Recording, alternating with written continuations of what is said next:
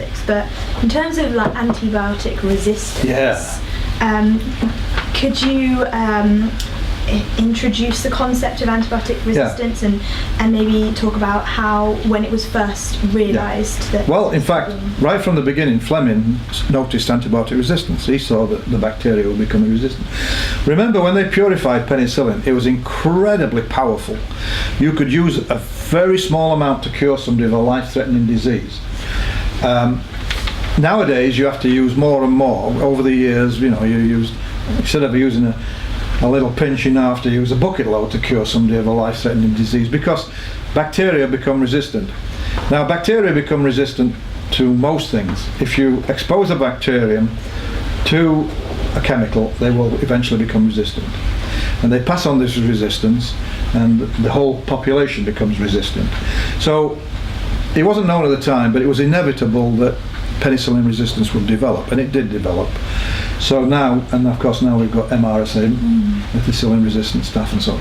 So most bacteria becoming resistant to antibiotics. This is inevitable, it's just a natural evolutionary process. So no matter what we do, if we develop some new antibiotics, unless we're very smart, they will become resistant the bacteria rather will become resistant to them over a time period. So it's like a treadmill.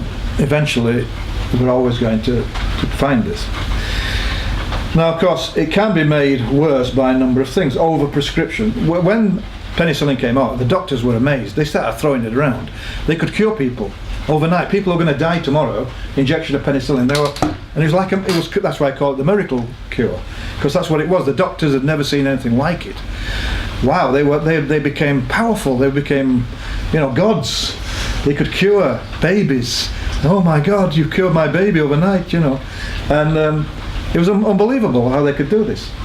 But of course, as time went on, they needed more and more, and bacteria became resistant.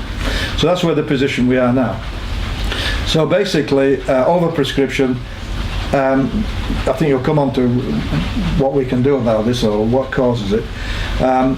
The use in animal drugs is another major problem, but remember, it's inevitable. It will happen at some point, given time.